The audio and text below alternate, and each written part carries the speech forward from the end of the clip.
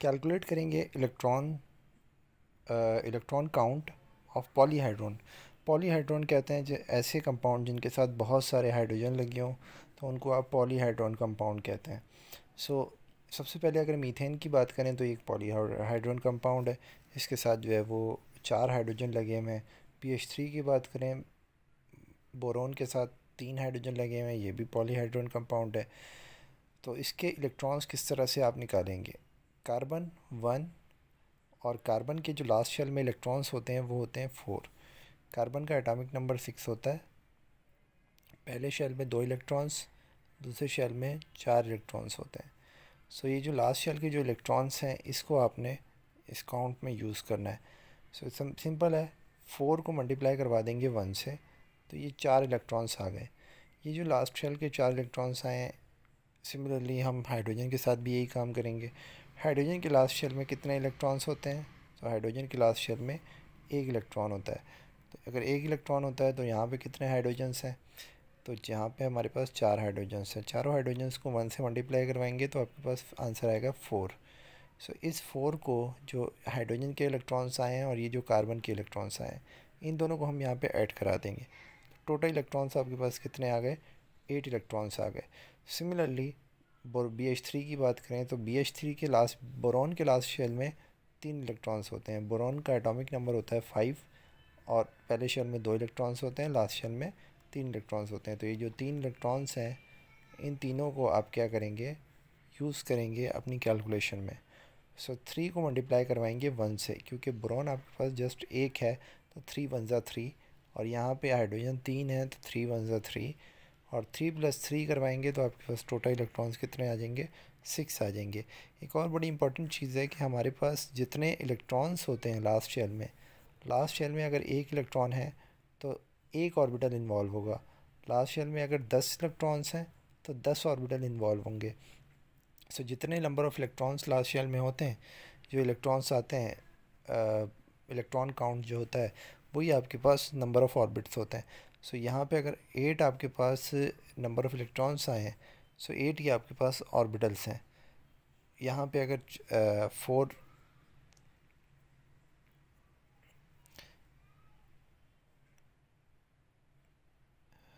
यहाँ पे अगर आपके पास जो है वो, बोरॉन के केस में ऐसा नहीं होता।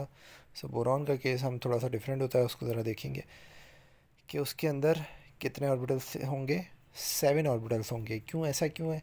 क्योंकि बोरॉन का एक एक्स्ट्रा ऑर्बिटल भी होता है। बोरॉन के जो ऑर्बिटल्स होते हैं उसमें बोरॉन की अगर हम इलेक्ट्रॉनिक कॉन्फ़िगरेशन देखें तो 1s2 1s2 2s2 2p2, ये इसकी इलेक्ट्रॉनिक कॉन्फ़िगरेशन होती है। अब आप इसको ज़रा सा एक्सपेंड करके लिखें। 2s2 को हम जस्ट देख रहे हैं, और ये आपके पास p ऑर्बिटल में 1 इलेक्ट्रॉन है। अब p ऑर्बिटल में 1 इलेक्ट्रॉन है, नॉर्मल स्टेट में तो ऐसा ही है, लेकिन एक्साइटेड स्टेट में जब आपके पास इलेक्ट्रॉनिक कॉन्फ़िगरेशन देखी जाती है, 1 इलेक्ट्रॉन जो s का था वो यहाँ चला गया। ये सारे मिलके क्या करते हैं? कंट्रीब्यूशन करते हैं और 4sp3 हाइब्रिडाइजेशन कर देते हैं।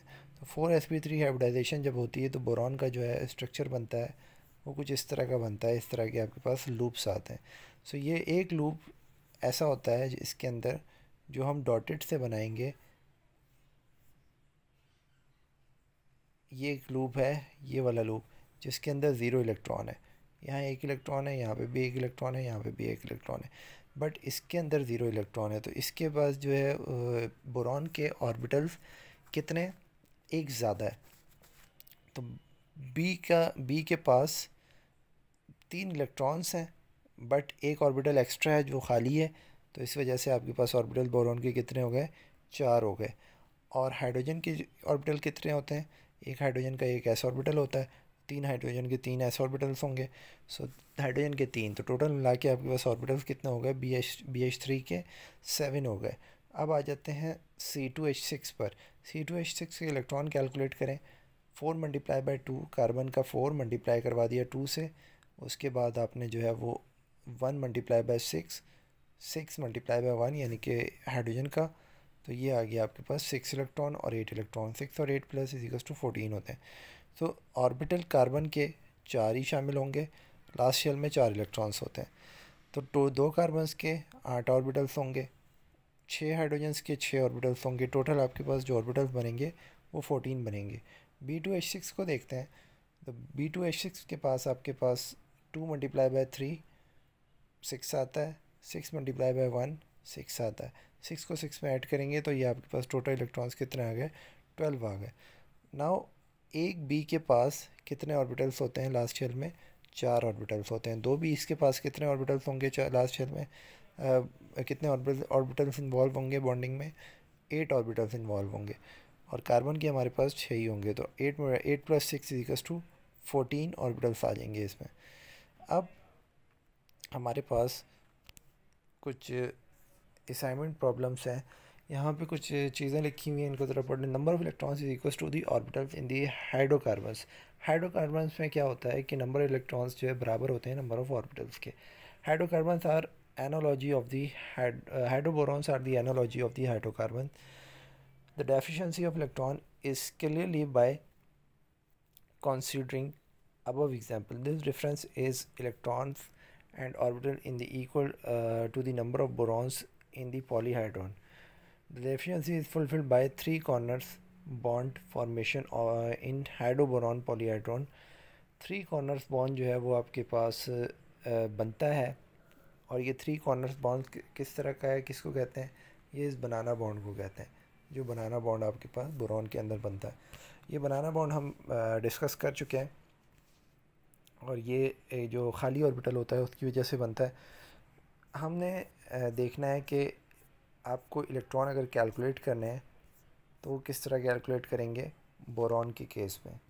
सो बोरॉन के केस में इलेक्ट्रॉन्स कैलकुलेट करने हैं, हमने calculate number of orbitals and electrons in the hydroborons from tertiary tri boron to dodeca boron. So dodeca boron तक आपने क्या ऑर्बिटल्स कैलकुलेट करने हैं। सो यहाँ पे हम आ जाते हैं। सो ये हमने इलेक्ट्रॉन्स तो कैलकुलेट किए हुए हैं, ऑर्बिटल्स कैलकुलेट नहीं किए हुए, वो हम साथ के साथ कैलकुलेट कर लेंगे। अच्छा, सो ये देखें कि फ़र्स्ट ऑफ ऑल B3H7 की बात करें तो 3 मल्टीप्लाई बाय 3 करेंगे। एक 3 बोरॉन्स हैं, सो एक बोरॉन का जो नंबर होता है लास्ट शेल में इलेक्ट्रॉन्स होते हैं 3 होते हैं, तो 3 को 3 से मल्टीप्लाई करवाएंगे तो आपके पास 9 आएगा। एंड जो है वो 7 हाइड्रोजन है, तो आपको 7 को 7 से मल्टीप्लाई करवाना पड़ेगा, तो आपके पास क्या आएगा,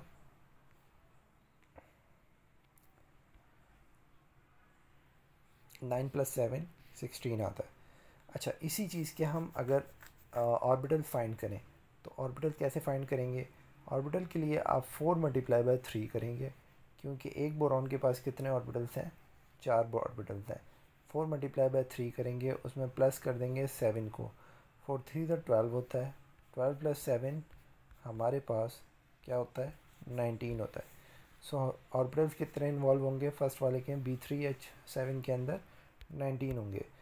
अब आ जाएँ B4H8 पर। तो B4H8 के लिए इलेक्ट्रॉन्स निकालें, 3 मल्टीप्लाई बाय 4, 1 मल्टीप्लाई बाय 8, 12 + 8 20 हो गया। ऑर्बिटल्स निकालें, 4 मल्टीप्लाई बाय 4 प्लस 8, 4 4 से 16, 16 + 8 इज इक्वल्स टू 24। तो ऑर्बिटल्स कितने आ गए, 24 आ गए।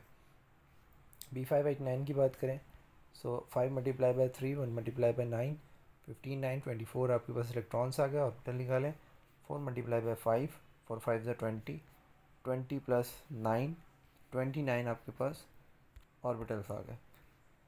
B6H10 की बात करें, ये जो सारी हम जो कर रहे हैं ये है नीडो बोरॉन्स। नीडो बोरॉन का फार्मूला होता है आपके पास CnH2n+2, तो सॉरी +4। सो ये जितने भी हैं इसमें सारे के अंदर 3 के अंदर 4 ऐड किया हुआ है तो 7 आता है, 7 + 3 = इसी तरह हमने। अच्छा, आगे मैं आपको लास्ट के निकाल के दिखाता हूँ। 11 के निकालें तो 11 मल्टीप्लाई बाय 3, 15 हाइड्रोजन है, 33 + 15 = क्या आता है, 48।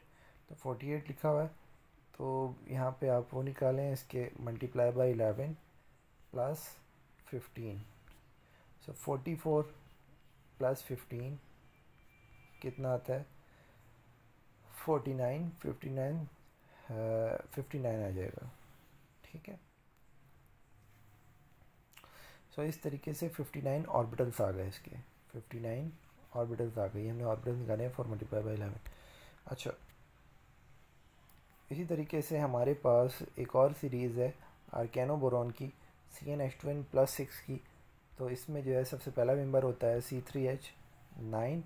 C3H9 का निकाले तो 9 + 9 होगा, 3 3 9 होता है, और ये 9 हाइड्रोजन के, तो 9 9 18 आपके पास इलेक्ट्रॉन्स आ गए। इसके आप ऑर्बिटल्स निकालें तो 4 मल्टीप्लाई बाई 3 प्लस 9, 12 + 9 = 21। तो ऑर्बिटल्स कितने आ गए? 21 आ गए। सिमिलरली आप B6H12 की बात करें तो इलेक्ट्रॉन्स यहाँ पे निकले हुए हैं, 6 3 18 + 12 30। ऑर्बिटल्स निकालें, 4 मल्टीप्लाई बाई 6 6 4 24 प्लस 12, 24 + 12 आपके पास कितना आता है? 36। तो 36 ऑर्बिटल्स हो जाएंगे। किसी और का निकाल लेते हैं, 10 16 का निकालें तो ये 10 3 30 + 16 46 आपके पास इलेक्ट्रॉन्स हो गए। ऑर्बिटल्स निकालें तो 40 इसके हो गए, और 40 + 16 = 56। तो 56 ऑर्बिटल्स हो गए। लास्ट का निकालें, B13H9, ये 13 एक्चुअली, B13H9 का भी आप निकाल सकते हैं। तो B13H9 का हमारे पास 13 मल्टीप्लाई बाई 39 19 58 हमारे पास इलेक्ट्रॉन्स हो गए। 13 मल्टीप्लाई बाई 4 करेंगे आप, मल्टीप्लाई बाई 4 प्लस 19 जो करेंगे, तो ये आपके पास क्या आ जाएगा? इसके ऑर्बिटल्स आ जाएंगे। सो आई होप आपको समझ आया होगा। तो इस तरीके से हम इलेक्ट्रॉन और ऑर्बिटल्स कैलकुलेट करते हैं मल्टीपल हाइड्रोजन्स के कंपाउंड के अंदर। Thanks for watching.